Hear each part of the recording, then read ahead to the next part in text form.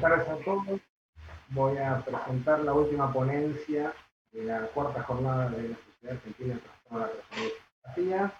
Quien va a hablar es el socio fundador y tesorero de la sociedad, el doctor Guillermo Gemar, médico especialista en psiquiatría, médico especialista en neuropsiquiatría y neurología cognitiva, médico legista, presidente de la sociedad TREMA, docente de varias universidades públicas y privadas, autor de varios libros y jefe de guardia del Hospital José de Borda. Adelante, Guillermo. Muchas gracias, amigo Leo. Hacemos la correspondiente. Es para mí un placer que nos acompañes y particularmente que me acompañes en esta ponencia. Con Leo empezamos todo nuestro camino en el hospital Borda, apenas pichones, cuando nos mirábamos un poco sin saber qué hacer ante circunstancias que nos inundaban con incertidumbres y que después se fueron argumentando con conocimiento, pero sobre todo con vivencia, con acompañamiento, con trabajo interdisciplinario y sobre todo con amistad. Así que muchas gracias, Leo, licenciado y ahora doctor Leonardo Rivero. Antes que nada, quiero agradecerles a todos los que nos han acompañado en las jornadas del principio, allá por las 8:30 de la mañana. Les voy a pedir disculpas si no articulo bien la palabra, pero estamos desde las 5 de la mañana y nos hemos dormido tipo 2:30, 3, preparando todo para que podamos compartir con ustedes las jornadas con la mejor calidad posible. Le agradezco muchísimo al licenciado Gemma Calero, que desde Madrid se ha conectado, casi festejando su cumpleaños, a el doctor Ferrari, que ha seguido en las conferencias. Agradezco mucho a Vanessa Díaz Padilla, desde México. Agradezco mucho al maestro Daniel Silva, que ha estado iniciando esta tarde. Agradezco mucho al doctor Bernat en el Tifón, con el cual hemos estado compartiendo antes del receso su ponencia. Agradezco a Pablo Burgueño, que dentro de pocas horas se va a convertir en el presidente de la Sociedad Argentina de Trastornos de la Personalidad y Psicopatías. Y agradezco también al doctor Nicolás Iván Martínez López, que nos ha acompañado. Pero sobre todo les agradezco a todos ustedes que han confiado en esta propuesta. Hay muchas personas del otro lado, hemos recibido muchas preguntas, tanto por el hashtag de Twitter,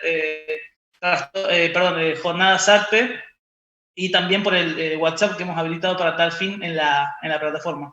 Casi nadie ha tenido dificultades, quiero decir, para conectarse, así que estamos muy contentos de cómo ha salido. Agradezco fundamentalmente al equipo de Streaming Hoy por haber hecho posible esta apuesta profesional en las cuartas jornadas internacionales de la Sociedad Argentina de Trastornos de la Personalidad y Psicopatías. Determinantes culturales y libre albedrío ha sido la excusa de esta jornada. Humildemente vamos a cerrarla hablando de prescripción off-label en trastornos de la personalidad, una especialidad de la casa. Qué, cuándo y cómo medicar, y a partir de ahora empiezo a compartir pantalla para que podamos compartir la ponencia. Ahí estamos. La idea es que discutamos un poquito acerca de qué, cuándo y con qué nosotros medicamos a los trastornos de la personalidad en términos off-label, considerando que no hay fármacos antitrastornos de la personalidad. Y la verdad es que si bien hace muchísimos años que los trastornos de la personalidad están en los cánones diagnósticos y estadísticos, tanto de la APA en Estados Unidos, en los DSM, como en la OMS, en la CIE, todavía en nuestra cultura latinoamericana y aquí en Argentina en particular nos resistimos, sobre todo por las conductas disruptivas que generan en términos sintomáticos estos pacientes a tomarlos como tal. Esto genera una gran estigmatización en los pacientes. A esto se suma la complejidad contextual y me animaría a decir fenomenológica de la cuestión antipsiquiátrica con respecto a los psicofármacos y al empleo de fármacos, considerando que hacemos diagnósticos muchas veces con tipologías conductuales.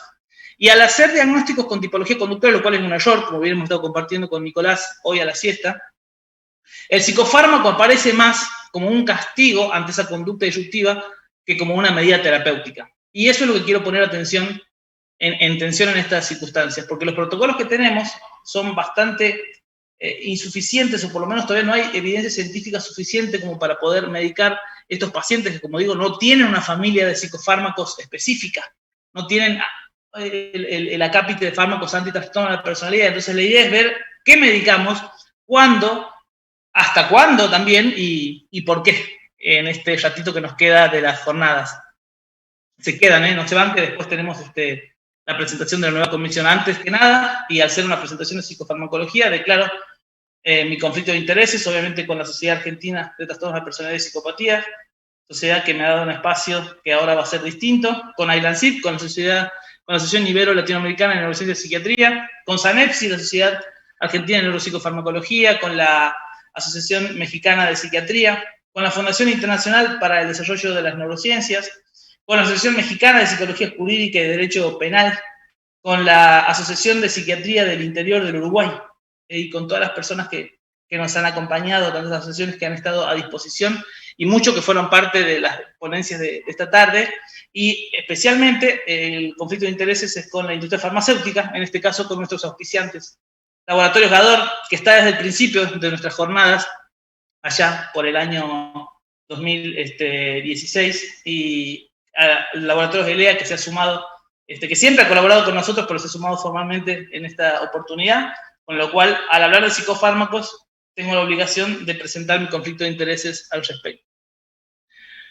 Esto lo hemos visto durante la ponencia con el doctor Nicolás Iván Martínez López, que es el modelo de Cloninger con respecto a la personalidad, en tanto y en cuanto nosotros tenemos alteraciones del temperamento y del carácter, de la interacción disyuntiva de esta cuestión dinámica de imbricación necesaria para la estructuración primero de la identidad y después de la personalidad, resultan, como decía antes, o la adaptación armónica o los fenómenos disruptivos que nosotros vamos a llamar signos y síntomas para hacer diagnósticos de trastornos de la personalidad.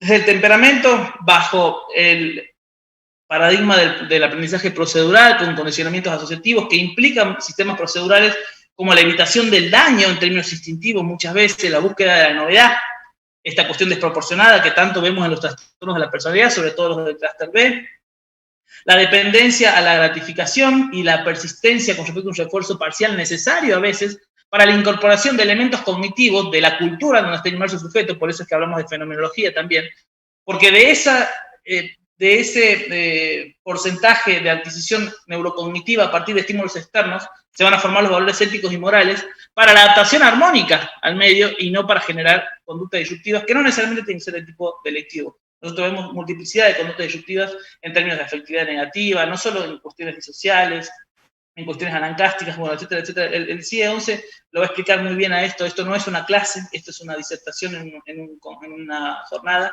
así que no es la idea que nos pongamos teóricos en eso, pero es necesario saber que de la interacción entre el temperamento y el carácter que implica el aprendizaje proposicional, sobre todo con insight conceptual, que ya implica un acervo cognitivo, es decir, un desarrollo en la neurocognición en el sujeto con respecto a su autodirectividad, a la capacidad de cooperación. Nosotros somos seres gregarios, nosotros somos seres sociales o no somos, y por supuesto, lo que más nos angustia a todos en la humanidad, que tiene que ver con el sentido de la autotrascendencia, ¿no? Aún con la paternidad y la maternidad, aún con los proyectos de vida que nosotros podamos construirnos de todo tipo, a partir de ahí se manifiesta nuestro sentido de autotrascendencia como condición humana, y eso es lo que nos interpela con respecto a la angustia, por ejemplo, ante la muerte. En ese transcurso neurocognitivo que implica cuestiones ya ideoafectivas y no solo cognitivas del mundo exterior, es en donde nosotros nos posicionamos para adaptarnos. Y a veces hay condiciones de vulnerabilidad que son inherentes o a nuestra formación en nuestro neurodesarrollo o al contexto que hace que nosotros no podamos desarrollarnos de manera armónica. Por eso es que la CIE-11 propone como concepto a los trastornos de la personalidad como alteraciones profundas de cómo un individuo experimenta, y esta es la última definición de la CIE-11 y me parece la más global y la más asertiva para lo que queremos comunicar en esta ponencia. Alteración profunda de cómo un individuo experimenta y piensa sobre sí, o sea, el carácter identitario, antes que nada, los otros, el reconocimiento del otro como tal y no del otro como una cosa, cuestiones que nosotros hemos abordado durante las jornadas cuando hablábamos de psicópatas, sobre todo con el doctor Burgueño, y a partir de ahí la concepción con el mundo. estos patrones se manifiestan de manera maladaptativa para hacer trastornos, si no, no estarían dentro del campo nosológico de la salud mental. Y estos patrones maladaptativos tienen que ver con la cognición, pero también con la experiencia emocional, es decir, por cómo uno vivencia el mundo, por cómo expresa esa vivencia del mundo, o sea, con la expresión emocional, y recién, y al último, la conducta. Por eso estos patrones maladaptativos son relativamente inflexibles y están asociados con problemas significativos en el funcionamiento psicosocial y son particularmente evidentes en las relaciones interpersonales. Y ese es el centro del concepto de la CIE-11 acerca de un trastorno de la personalidad. Lo interesante de esta definición es que primero cambia con respecto al DSM, diciendo que la alteración se manifiesta a través de un rango de situaciones personales y sociales, o sea, no está limitada a relaciones o situaciones específicas, que es estable en el tiempo y es de larga duración, pero que tiene sus primeras manifestaciones en la niñez y recién es claramente evidente en la adolescencia. Esto es un cambio total de paradigma con respecto al DSM-5, que dice que casi todos los trastornos de la personalidad empiezan en la adolescencia o en la adultez temprana. Con lo cual nosotros sabemos que es falso, sobre todo porque hay un montón de cuestiones inherentes al neurodesarrollo que implican teoría del apego, apego inseguro, negligencia parental de manera más frecuentemente y cuestiones de abuso físico y de abuso sexual que tanto también hemos abordado durante estas jornadas. La prescripción off-label es básicamente el uso de medicamentos fuera de las condiciones de uso autorizadas o uso fuera de indicación. En criollo, aquello que nosotros utilizamos como fármaco para atemperar un síntoma o una circunstancia disyuntiva, cuyo fármaco no está precisamente indicado para tal fin. Es decir, está fuera de ficha técnica. Esto implica una responsabilidad profesional mucho más fuerte que la prescripción tradicional.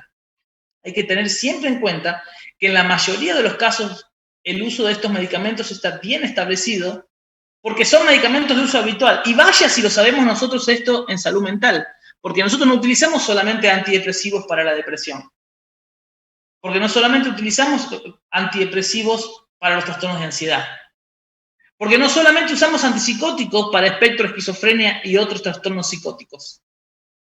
Es decir, nosotros tenemos un acervo psicofarmacológico específico a partir del cual viramos según los avances científicos al respecto y a la vez aquello que nosotros aprendimos desde que pisamos la Facultad de Medicina, en donde nos decían que medicina es ciencia y arte, y en donde nosotros tenemos el carácter de precisión terapéutica a la hora de hacer una indicación, esté esta o no en una ficha técnica específica. Claro, esto conlleva riesgos bastante más complejos a la prescripción tradicional, en donde nosotros damos un medicamento para una situación específica.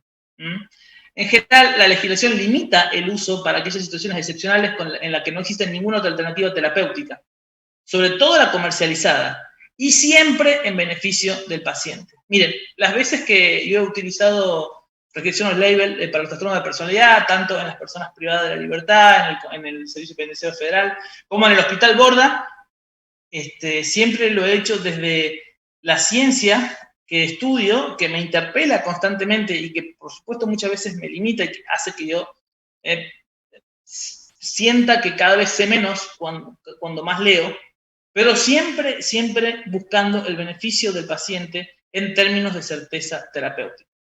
Les tengo que confesar que he ido muchas veces a los juzgados porque la mayoría de los pacientes que yo veo son pacientes que padecen algún tipo de trastorno de la personalidad. Y eso me ha llevado muchas veces a tener que ir a su señoría o a fiscales o distintos estamentos ya de la esfera judicial, más que de la esfera de salud, a explicar por qué utilizaba un antipsicótico en un paciente que tiene un diagnóstico de trastorno antisocial de la personalidad o de trastorno límite de la personalidad. Por ejemplo, en numerosas oportunidades.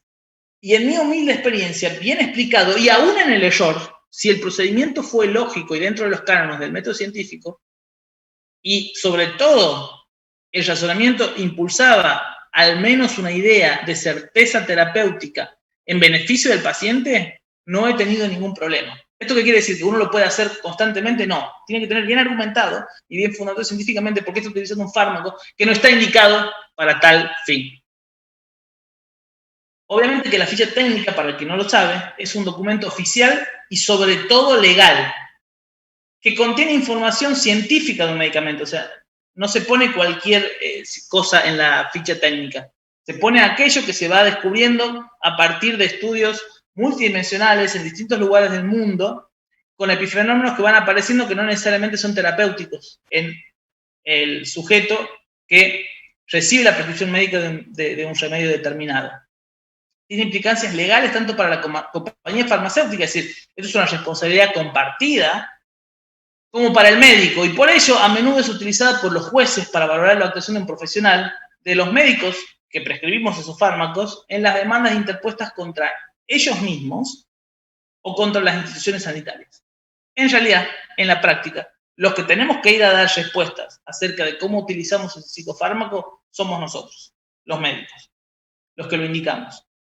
El uso de medicamentos bajo condiciones que se describen en la ficha técnica específicamente aseguran, en teoría y según los estudios científicos hasta ese momento, que su eficacia, seguridad y calidad han sido evaluadas y certificadas en términos positivos científicamente. En este sentido, entonces no se dispone de estas mismas garantías cuando se prescribe fuera de lo contemplado en la ficha técnica, se imaginarán. Con lo cual, es más probable que los que utilicemos estos fármacos de esta forma tengamos que ir a dar explicaciones un poco más seguido.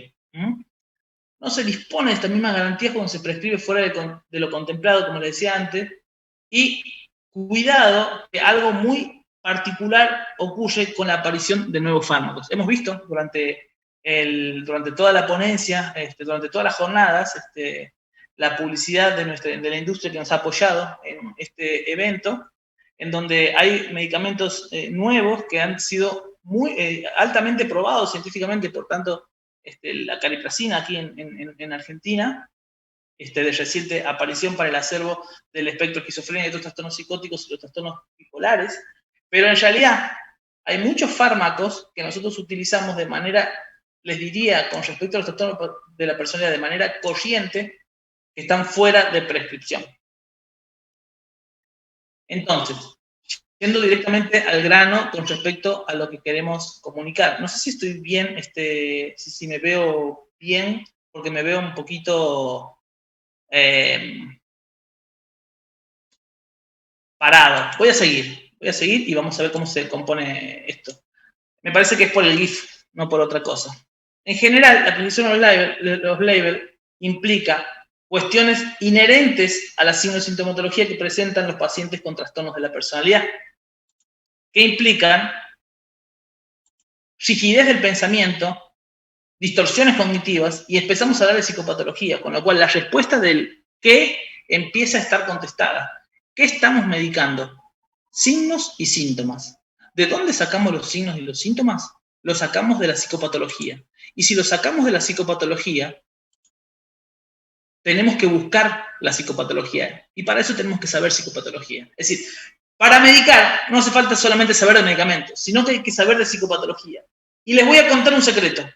También tenemos que saber de fenomenología, porque hay factores contextuales que inciden directamente sobre la prescripción psicofarmacológica, que tiene que ver no solo ya con la cuestión neurobiológica o los mecanismos de acción de los fármacos, sino con todo aquello que rodea el acto médico con respecto a un sujeto padeciente en un determinado momento de su vida.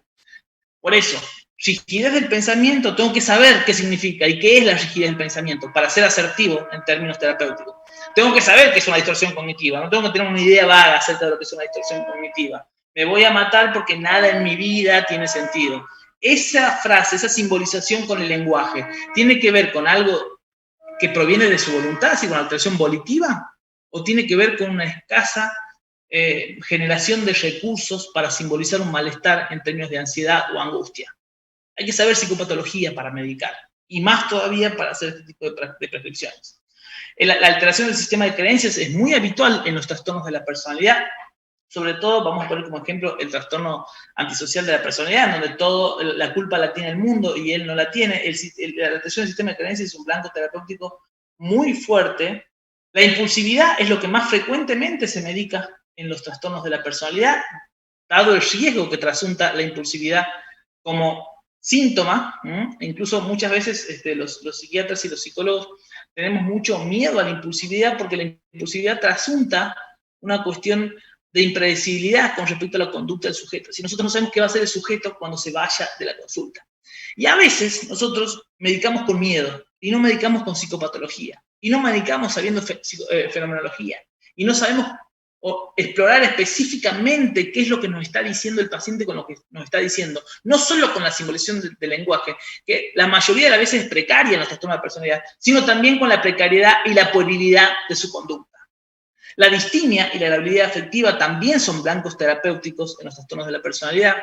La ansiedad, por supuesto, como epifenómeno de base, como decía el maestro Kember cuando empezó con el análisis de los trastornos de la personalidad. Los síntomas de despersonalización que nos acercan más al campo de lo que nosotros llamaríamos fenómenos psicóticos. Nosotros sabemos que los trastornos de personalidad presentan fenómenos psicóticos transitorios, microepisodios psicóticos, los denominamos así en muchas de nuestra bibliografía científica. Y esa circunstancia también otorga un carácter de impredecibilidad lo suficientemente importante como para que seamos certeros en términos psicofarmacológicos. Los episodios psicóticos transitorios son graves porque trasuntan riesgos que pueden llevar a la muerte del paciente. Circunstancia a la que más le tenemos miedo nosotros los psiquiatras. Repito, uno de los grandes defectos que tenemos en la psiquiatría actual es medicar con miedo o tomar decisiones con miedo. Incluso a veces nosotros tomamos decisiones en términos de internamiento, de internaciones con miedo. Más psicopatología, más fenomenología y menos miedo es la propuesta, ¿no? Y sobre todo, estos pacientes presentan también, y es algo que es muy interesante de valorar en la clínica, en la entrevista con el sujeto, los pobres niveles de abstracción que tiene corteza prefrontal y las estrategias de afrontamiento ante el estrés que le genera el mundo, el estrés que es constante en estos pacientes.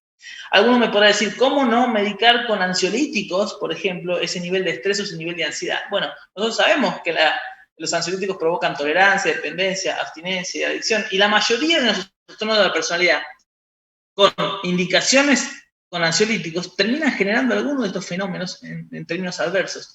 Es decir, la inmediatez del síntoma a veces no nos permite hacer una estrategia de mediano o largo plazo con respecto a la prescripción. Y cuando uno hace una prescripción médica, tiene que mirar más allá de sus narices. Tiene que ver al mediano y a largo plazo. Y por suerte, la farmacopea en Argentina es bastante rica como para poder evitar algunos fármacos que podrían provocar en el mediano o en el largo plazo más efectos adversos que efectos beneficiosos. En base a eso es que nosotros decimos, cuando pase el temblor, ¿no? Cuando pase la diapositiva, acuérdense que yo soy santiagueño, con lo cual mi computadora también es bastante lenta y venimos de una siesta postergada.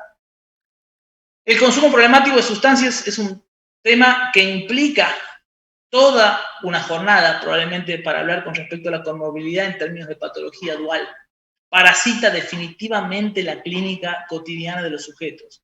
El paciente que padece patología dual no tiene la suma de los síntomas de depresión más los síntomas del consumo problemático de sustancias. El paciente que tiene un trastorno de la personalidad probablemente sea la entidad nosológica más frecuente que se asocie con el trastorno por abuso de sustancias o trastorno o consumo problemático de sustancias. No es la suma sintomática entre un fenómeno nosológico y el otro. El consumo problemático de sustancias transforma definitivamente la clínica cotidiana y para eso tenemos que estar preparados. En nuestra psiquiatría actual no estamos lo suficientemente preparados para medicar en patología dual. Probablemente porque el consumo problemático de sustancias sea una patología que se ha hecho cada vez más frecuente en términos de comorbilidad con el trastorno de la personalidad en los últimos 10 o 20 años y nuestra generación no haya estado preparada en esos términos para estas circunstancias. De hecho, el blanco terapéutico en estas circunstancias la mayoría de las veces son las adicciones, cuando en realidad se subyace en esos pacientes siempre alguna erosión en la estructuración de la personalidad, que la mayoría de las veces, me permito decir, probablemente sea un trastorno de la personalidad. Por supuesto, la hiperreactividad al estrés es algo a valorar y a detectar. Los problemas de la atención y los problemas de memoria son circunstancias que nosotros vemos frecuentemente en nuestros pacientes, que vienen por un lado del estrés constante y flotante con el que conviven. Imagínense ustedes vivir todo el tiempo con estrés, pero también si hay patologías comorbidas, como les decía antes, con el consumo problemático de sustancias. A veces hay que diferenciar bien de dónde viene esa hiperreactividad del estrés y ese problema de atención y memoria, si tiene que ver con el cuadro nosológico en sí o con la circunstancia, con el contexto que esté vivenciando el paciente en ese momento.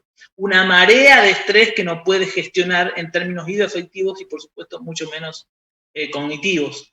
La inquietud psicomotriz es algo que es una circunstancia clínica en salud mental que nosotros medicamos frecuentemente en prescripción off-label, pero también la búsqueda continua del placer, el hedonismo, la apatía, la anedonia. Y esto es muy polémico con respecto a la ausencia de metas a largo plazo. Muchas veces alguien podría decirme, yo particularmente soy un convencido de que la psicoterapia es el caballito de batalla, es el eje central de la terapéutica en los trastornos de la personalidad. Pero la ausencia de metas a largo plazo muchas veces es la consecuencia de lo que nosotros anteriormente mencionamos, por ejemplo, como rigidez del pensamiento, como distorsiones cognitivas, como alteración en el sistema de creencias, como distimia, como la debilidad afectiva, como ansiedad constante, con síntomas frecuentes de despersonalización, con episodios de inquietud, de inquietud psicomotriz, es decir, cuestiones que no hacen que el paciente pueda generar aquella interacción constante de la que hablamos al principio en términos de engranaje entre el temperamento y el carácter, y esto le impida progresar en términos hidroafectivos y poder lograr un proyecto de vida. A veces la ausencia de meta a largo plazo también se medica, no específicamente, no directamente. Repito, el carácter central que tiene la psicoterapia en el trastorno de la personalidad no está discutido, pero a veces hay circunstancias sintomáticas que impiden la progresión y la generación de metas para la realización personal. Entonces, ¿con qué medicamos? Cuidado con esto. A veces mándenme algo, dice el paciente, que no le hayan recetado a ustedes los laboratorios, doctor, y a veces nosotros tenemos que contestar que no hay. Pero en realidad, conociendo mucho y estudiando y leyendo, vamos a ver que hay múltiples recursos terapéuticos, incluso desde el campo, desde la psicofarmacología, para poder hacerlo posible. Entonces, ¿con qué medicamos? Y medicamos según el síntoma que estemos detectando y que podamos semiografiar específicamente en el cuadro sintomático que tengamos. Bajas dosis de neurolépticos, bajas dosis de antipsicóticos atípicos, a veces hay una buena eficacia entre las primeras 5, 6 a 12 semanas. Cuando hay poca eficacia, se tiende a aumentar la dosis y a partir de ahí empiezan a buscar otro tipo de combinaciones, también de psicóticos atípicos y sobre todo con antidepresivos. Es decir, primero detectamos lo que queremos medicar y tratamos de ser asertivos al respecto. Pero ahí dice neurolépticos, antipsicóticos atípicos o antidepresivos o IRS o IMAO. Tenemos que conocer bien los mecanismos de acción y los formatos de acción de esos psicofármacos para indicarlos, por ejemplo, para el trastorno neurocognitivo. Pero además, para eso tenemos que conocer bien al paciente, al sujeto íntegramente y no solo a sus signos y a sus síntomas. La vivencia que el sujeto tiene de su signo y de su cuadro sindromático es lo central. Si nosotros quisiéramos medicar la desregulación afectiva, podemos tener antidepresivos como los IRS. Si tienen eficacia, lo podemos mantener. Si la eficacia es parcial, lo podemos cambiar. Podemos poner antidepresivos duales, siempre tratando de buscar la dosis más baja. Y si no, empezamos a buscar IMAO. Y podemos empezar también con lo que nosotros denominamos reguladores del estado del ánimo, como el litio, o el divalproato de sodio, o el valproato de magnesio, o la carbamazepina, incluso. Es decir, tenemos un arsenal psicofarmacológico también para desregulación afectiva.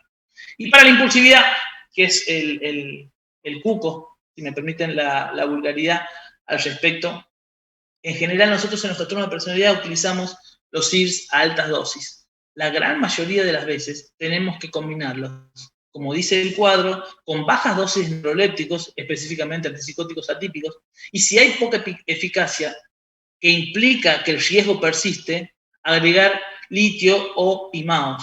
Y si aún hay poca eficacia, vamos también con los reguladores del estado del ánimo. Como ustedes ven, el cuadro es bastante rico en términos de recursos terapéuticos, pero para esto tenemos que tener asertividad implícita en términos de psicopatológicos acerca de la impulsividad. La impulsividad que vemos en una primera entrevista no es la misma que vamos a ver en la segunda o en la tercera. Porque la vivencia del sujeto sobre sus síntomas no va a ser el mismo y porque el contexto del sujeto no va a ser el mismo tampoco.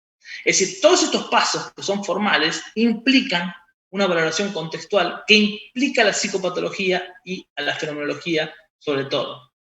Y por último, para contestar la respuesta del cómo, a veces nosotros nos sentimos un poquito así, sobre todo cuando nos manejamos en prescripción off-label, y el cómo sería manteniendo solo en caso de cronicidad de los síntomas a los psicofármacos prescritos o limitaciones graves en la cognición social que impliquen que hayamos tenido una respuesta con los psicofármacos que hemos asertivamente y de manera analítica prescrito.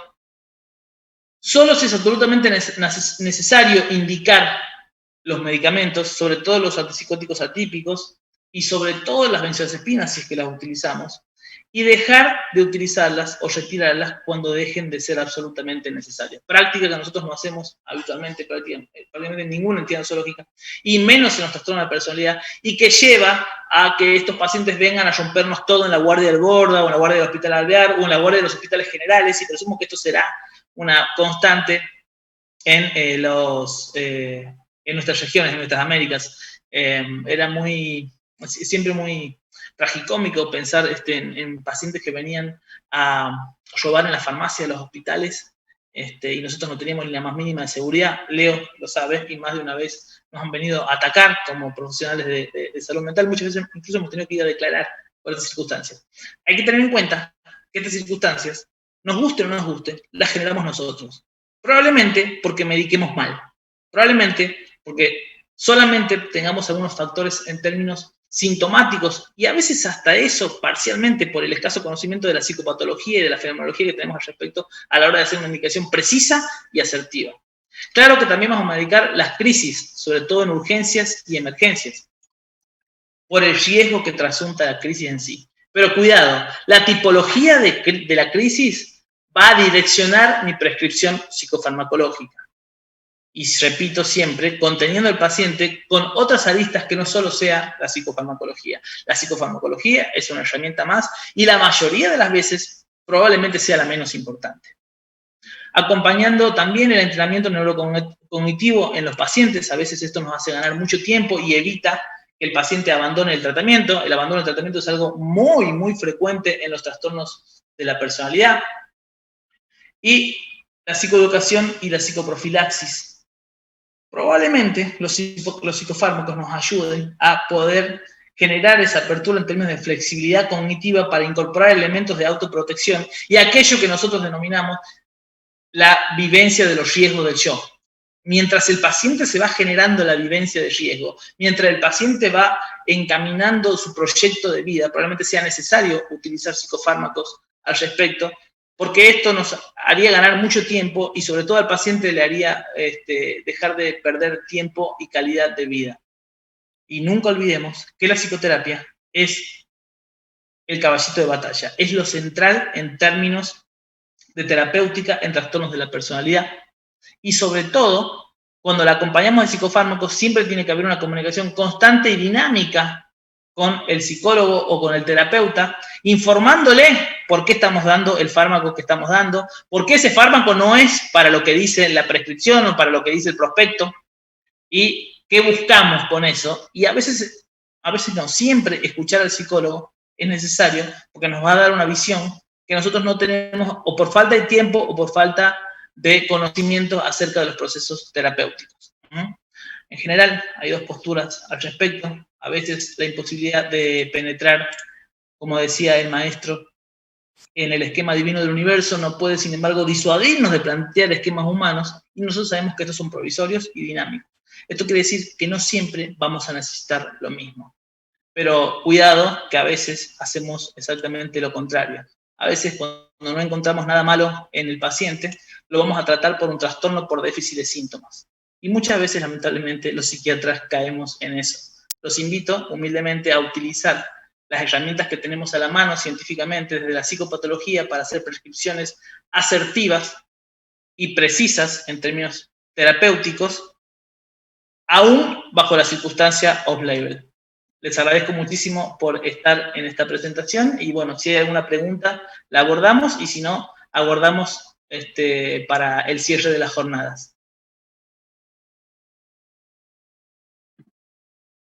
Me voy a fijar si tengo algo.